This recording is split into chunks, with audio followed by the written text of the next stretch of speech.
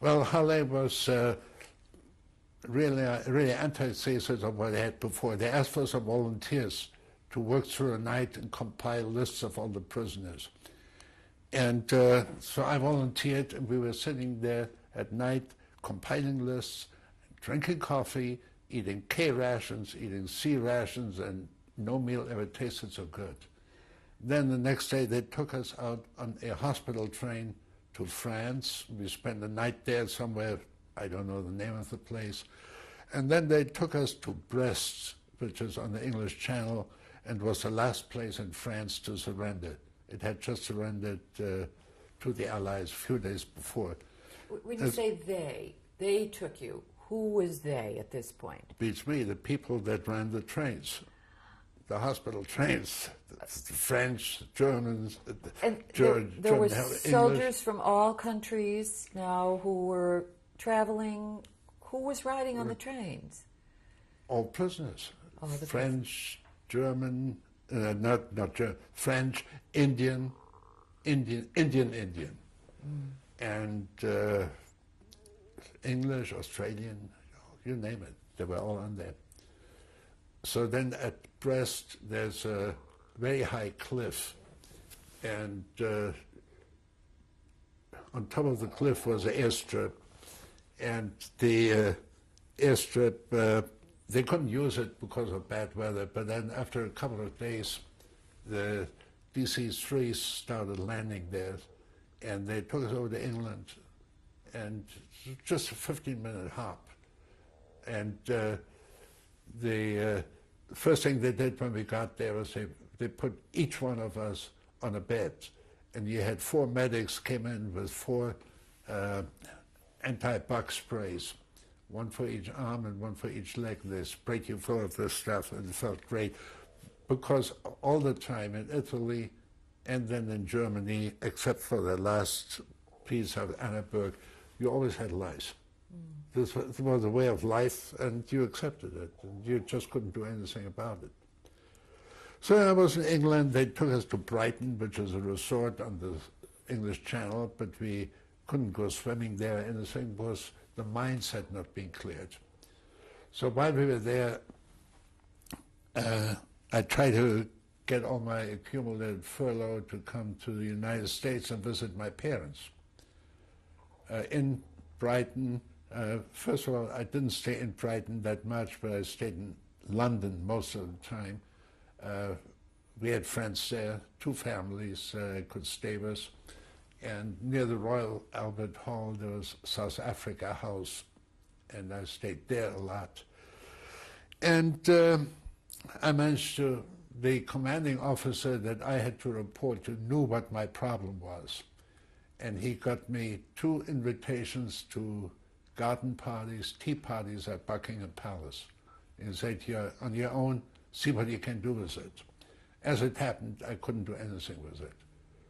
But then he also got me an invitation to the Dorchester Hotel in honor, it was a cocktail party honoring General Smuts, who was the South African Prime Minister. And I had prepared a letter, and he was a terrific guy. He, you know, more like him would be a better world. And I was one of maybe 3 people that were not officers or bankers or commander-in-chiefs or something or other. And we drank a toast to him and with him, you know, clink glasses with him, and I gave him my letter. And I don't know what it was that finally clicked, but after I'd been there almost 3 months, I got my furlough. But they say you have to make your own arrangement to get to the United States. And how long a furlough did you have? 90 days. So, and this was just after the atomic bomb was dropped on Hiroshima. So with the help of a Polish Air Force officer at Croydon Airport, he got me up to Prestwick in Scotland. From Prestwick, I got on a B-24 that had been converted to passenger use, It took me over to Montreal. Montreal, I managed to get another plane that landed first in New York and then Washington, D.C. And then my luck ran out. And at Washington, I had to buy a train ticket to Chicago. And that was beginning of August. And I had 90 days. So 3 months later. Oh, you came to Chicago. And I came to Chicago. And found your family? Oh, yes. You see, from Germany, I never wrote to them, because the address I had was care of those people that provided the bond for security, and their name was Cohen. And I wasn't going to write to any Cohen from Germany. And their daughter, who was married in Johannesburg, her name was Levy, and I wasn't going to write to her either. So anyway, I got together with my parents. We spent time together naturally. And then when my furlough was up, I went to, I took a train to Montreal, went to the British Overseas Airways office, and I told them my story, and I said, my furlough is up tomorrow, and I'm supposed to be back in London tomorrow. What are you going to do about it? So they got on the phone to the High Commissioner's office in Ottawa, and then they started checking their records and said, well, we have a plane going over at 11 o'clock, and they do have an empty seat, so you can go on that. So that took me back to England, and I was in England about another month. Was I figure it's long. Well, first of all, I had to wait for good flying weather. So they took us to Egypt, and while I was in Egypt, I figured as long as I'm in this neck of the world, I'm going to go to Palestine. So by this time, nobody knew where I was, or who I was, or why I was. I was just floating. So I got another 2 weeks furlough, and it would have meant coming back right after Christmas, before New Year's. So I sent a cable and extended for 10 days. Nobody ever got the cable. But you sort of issued your own orders? I sent them a cable, the imperative extend furlough 10 days or something. Nobody ever got it. And so, nobody cared. Nobody cared. I got back to Helwan, which is just outside Cairo. And after a few days, we took off in DC-3s. We flew from Cairo to Khartoum, from Khartoum to Lake Victoria to Bulawayo, and then to Pretoria. And I visited my aunt there, and I caught a train from Pretoria back to Cape Town. And that's the end of the Odyssey. Well, not quite. When did you come to the United States? Now, I stayed in Cape Town for almost 2.5 years. And then I came to the United States on the German quarter. They'll always stay with me. They always, even though I'd been in the army and had been naturalized, still had to come on the German quarter. And did your parents sponsor you to come? How did that happen? Yeah, well, that was no problem. Then? That was no problem anymore at this time. So when did you come? I came here on Good Friday in 1948. I landed in New York. This was 3 weeks on the ship, too. But this was a freighter. It had 11 passengers. And first week, all the passengers showed up for meals. The second week, half of them showed up. The third week, most of them stayed up below deck. But in Palestine, I met a girl again that I had met before in London. She came from Palestine to take to learn some courses in London, and her parents died, and she couldn't get back till after the war. So then by the time that I got to Palestine, she was staying there with her sister. And it was a great help. Her sister had an Arab boyfriend, and he had a car. And now, for end of 1945, that was a big thing, having a car. And I remember we went out for dinner together once, and he complained that the meat was too tough. And the waiter said, "Just a minute, sir, I'll bring you a sharpened knife." It's a solution. I'm just a little confused because you went now from South Africa to Palestine. And no. Palestine was on the way back from the United States to England to Egypt, Palestine. Yes. Then I went back to South Africa. Yes. This was all on the way back to South Africa. I thought you were already headed now to the United States. No, from South Africa I came straight shot over to the United States. And you came in 1948? Yeah, Good Friday. Good Friday was the day I landed in New York. So my mother and I stayed in New York for a week and then came back together. And what kind of work did you do when you came to Chicago?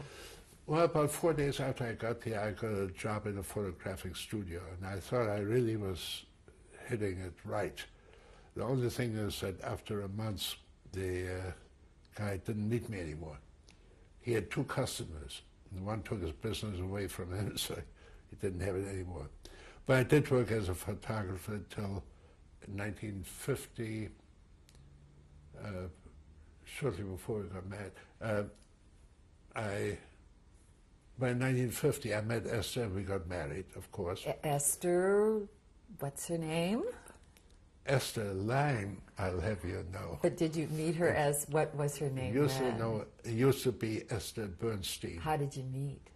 On a blind date. She has never forgiven me. Who fixed you up? Her aunt and friends of my parents came from the same neck of the woods in Germany originally. And I guess Esther's aunt, who's still alive today at age 86, I guess she knew my father's family, or at least where it came from. This southern part of Germany, everybody knew everybody.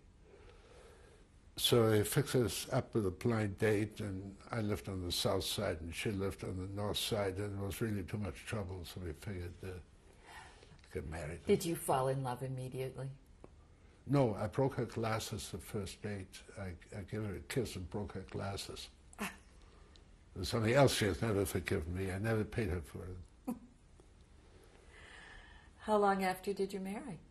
Well, we met, I guess it was in February, and then we got engaged on Mother's Day. We got married on Father's Day. Nothing happened on Labor Day. What can I tell you? Then, and that year was? That year was 1950. And then our oldest son, David, was born in 1954. The younger boy, Daniel, in 1959. And David is now living in Northbrook. He's a doctor, anesthesiologist, and he's married to Robin, and they have 2 children, Michael Jonathan, who's almost 8, and Jennifer Michelle, who's almost 6. And our youngest son, Daniel, is now living in Israel. He and his family made Aliyah 4 years ago, 1993. Wow.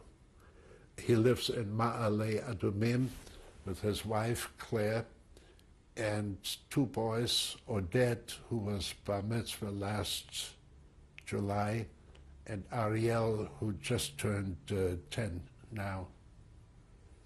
And Odette is supposed to come visit with us this summer. He's going to stay with us for a month. I hope that everything's going to go fine.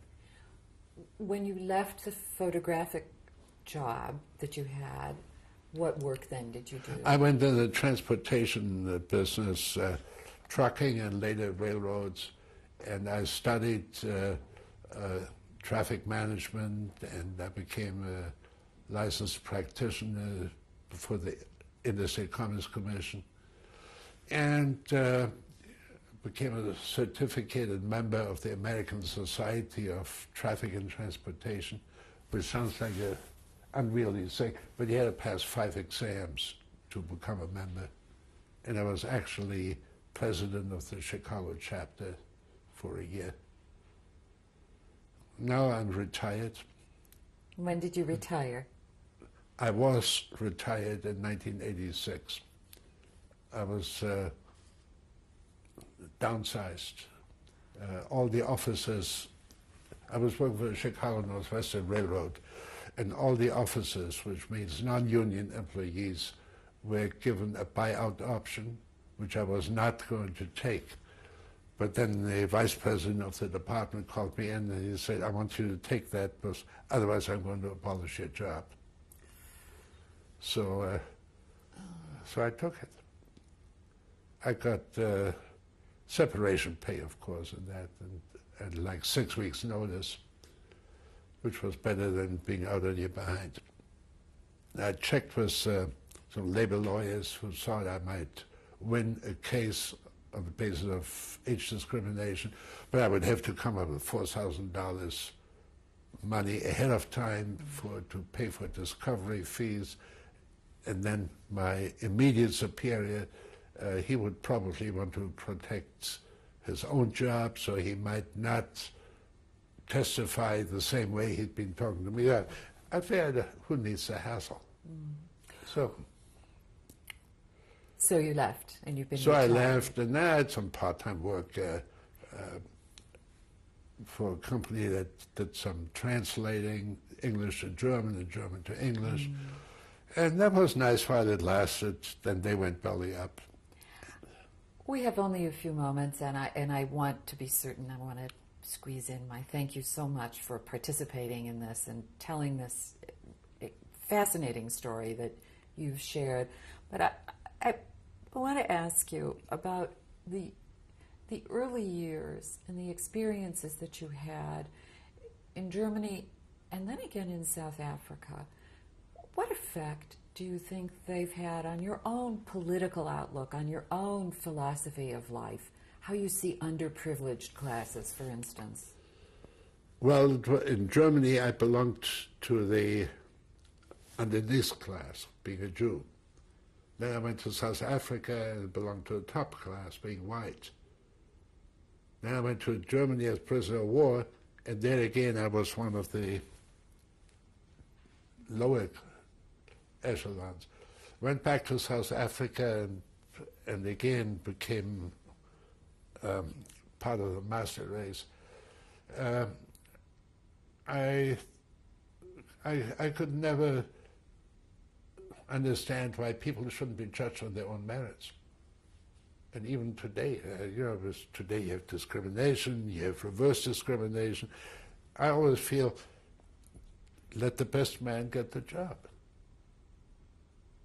And certainly don't ever stop anybody from his efforts to become the best man.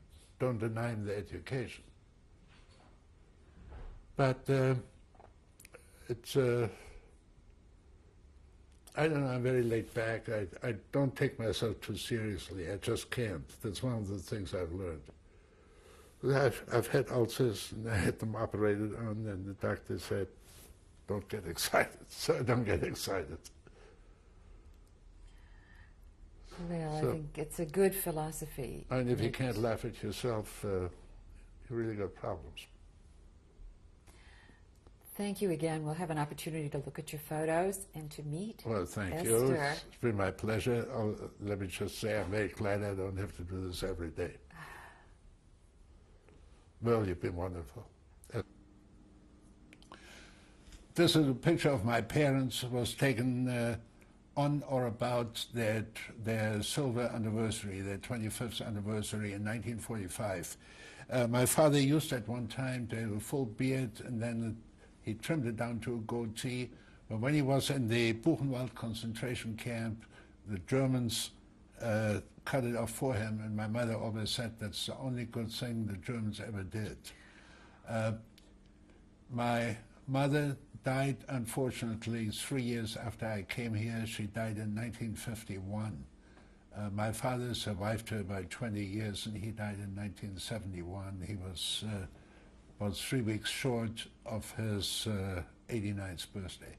How had your mother finally gotten to the United States? My mother came out through occupied France in 1941, which was the time when I was already in Egypt, and she had to come in a freight car, which was sealed, through occupied France, and then she traveled through Spain and Lisbon, to Portugal, to Lisbon, and from Lisbon she came over on a freighter called the Serpa, I think it was a freighter, the Serpa Pinta. For some reason the name always stuck with me, and that's how she got to New York.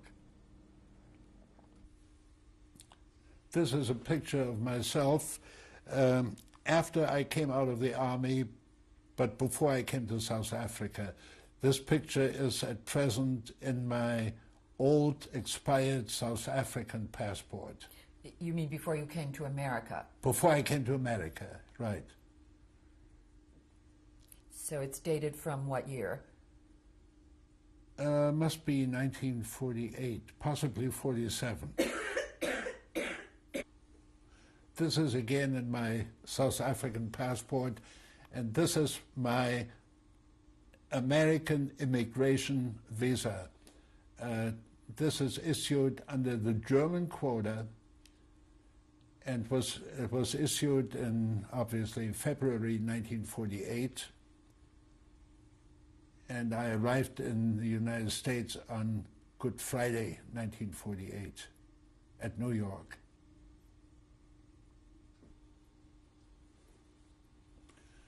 This is a letter from the South African legation in Washington, D.C.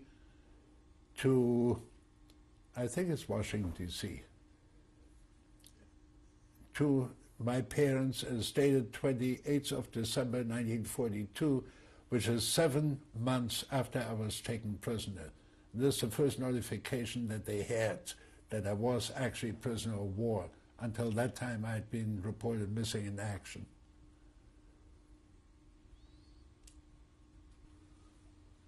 This is a picture of the synagogue in which I was bar mitzvah in 1934, and I had the opportunity to visit it again in 1995. It had been bombed and burned, or at least burned, has been rebuilt, and we were able to attend Sabbath services there. This is a picture of our son, David, that's the doctor, and his wife, who is also a doctor of psychology. She has a PhD, and their children, Michael and Jennifer. Michael is almost 8, Jennifer is almost 6. And David's wife's name? David is also, his last name is Lang, just like ours.